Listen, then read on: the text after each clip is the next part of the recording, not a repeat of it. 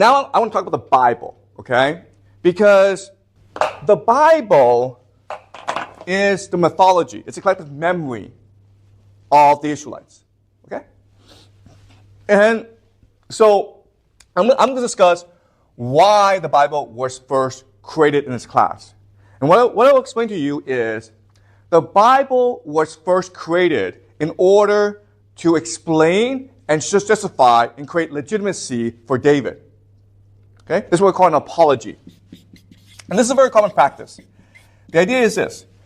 Most kings, every king, obtains power through really nefarious means. Okay? They either kill a lot of people to obtain power, or maybe the younger brother kills the older brother to usurp the throne. Okay? Usually, kingship requires ruthlessness. But the problem is, when you're ruthless, you have a legitimacy problem. Right? So the way that most kings resolve this issue is by sponsoring writings or an apology to explain why he or she is king. And the answer usually is because God willed it so. Because I had no choice in the matter. I'm not ambitious. I was not at all ambitious. But the circumstances forced my hand. To save my people, to do God's work, I had to kill my brother. I had to kill my enemies. Even though I myself am not a violent person. Okay? That's usually how the apology goes. Okay? So remember, back at this point, the very idea of writing, it is new. It's a new technology, but it's also a very expensive technology, meaning you need to buy the materials, okay, which are rare, but you also need the people to be able to write, okay, and they're also very expensive. And you basically needed to be able to support a team of scribes to create any work of fiction. So writing back then is like movie making today. Okay, it's a very expensive endeavor that was usually sponsored by the king in order to justify or explain why he is king, in order to create legitimacy. Okay? Does that make sense?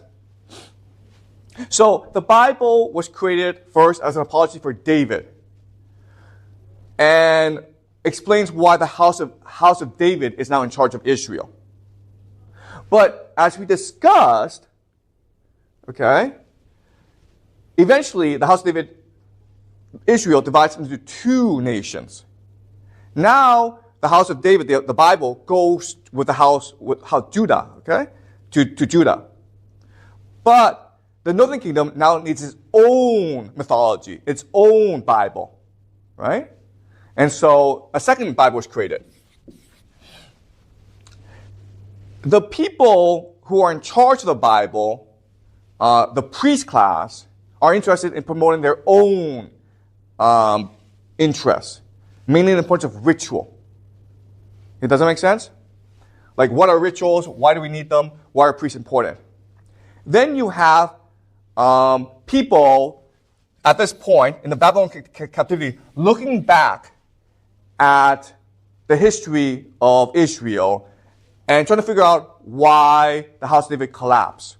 And their answer is because the Israelites refused to follow the will of God. Because the Israelites became polytheistic or they became immoral, okay? Does that make sense? In other words, the Bible at this point are divided into like 4 major factions or schools, okay? The school that supports the house of David, the legitimacy of the house of David is called the J school, okay? The J school. Don't worry about this. I'll explain to you next class what these things mean. The people who support the northern kingdom as legitimate house of Israel is called the E school. E. The school that supports the power of the priests are obviously called the P school, okay, for priests.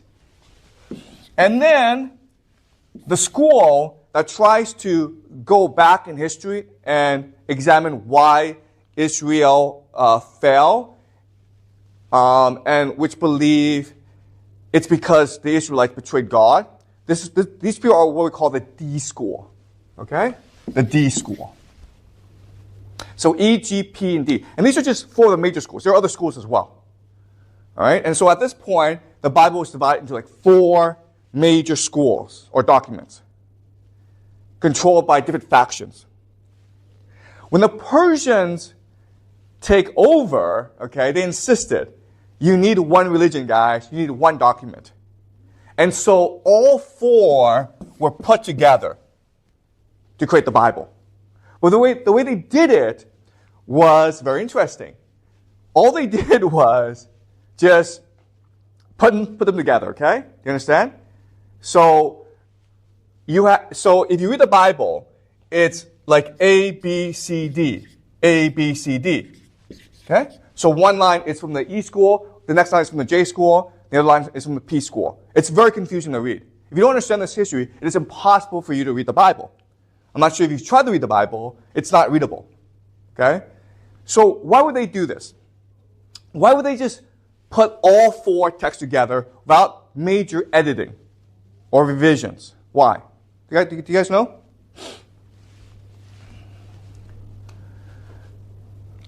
Why would they do that? They just made a complete mess of the Bible. But why would they do that? Okay, so let me explain. The first major reason is most people didn't read or write back then. So the Bible itself didn't really matter. What mattered was the oral explanation of the Bible controlled by the priest class. Does that make sense? The people didn't read the Bible. So how the Bible was actually written was not that important. It was important for the priest to have access to the Bible, okay, but the people didn't actually read the Bible. That's the first reason. The second, more important reason is because the Bible is political real estate. And I want you to remember this idea, okay? It's the most valuable political real estate in the world.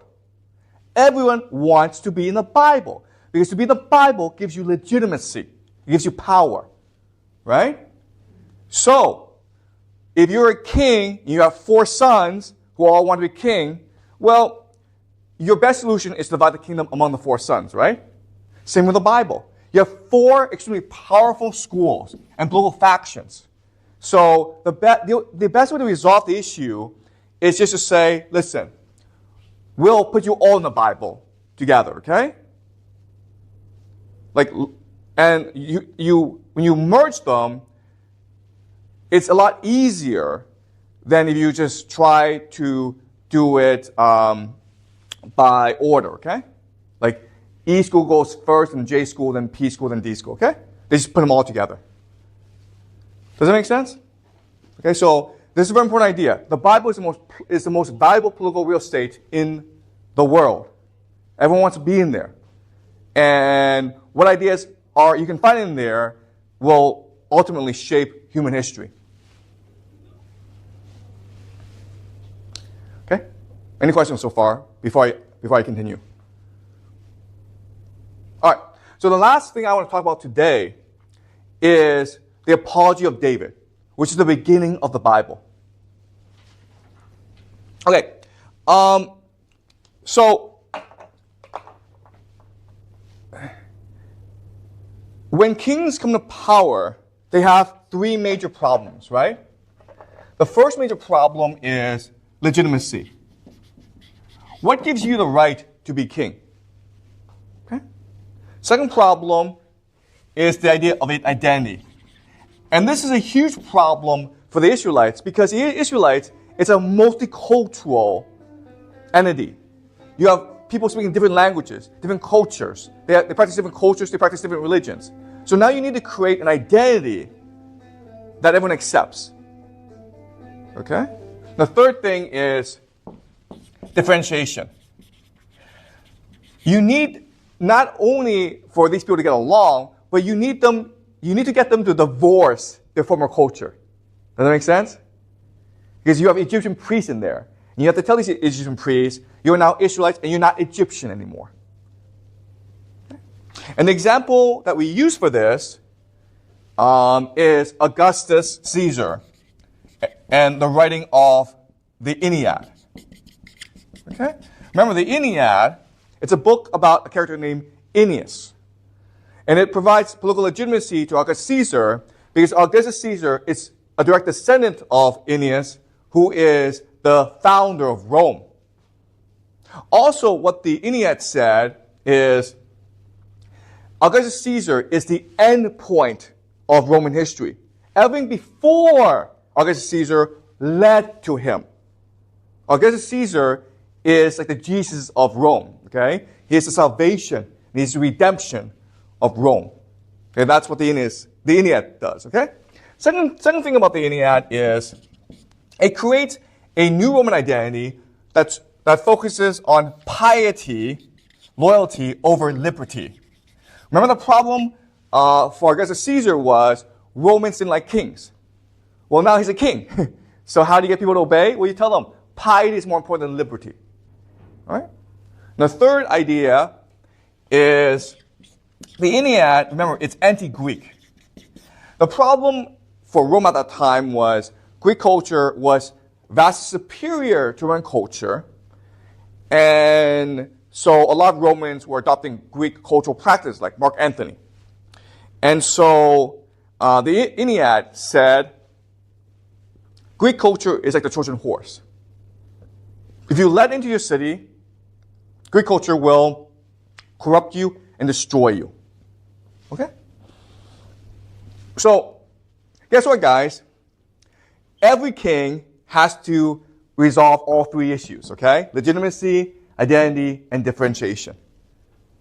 And that's what David is trying to do with the Bible. Okay, so I'll give you three examples, three stories from the Bible that illustrate David's quest for legitimacy. Next class, we'll talk about identity and differentiation and how the Bible achieves that.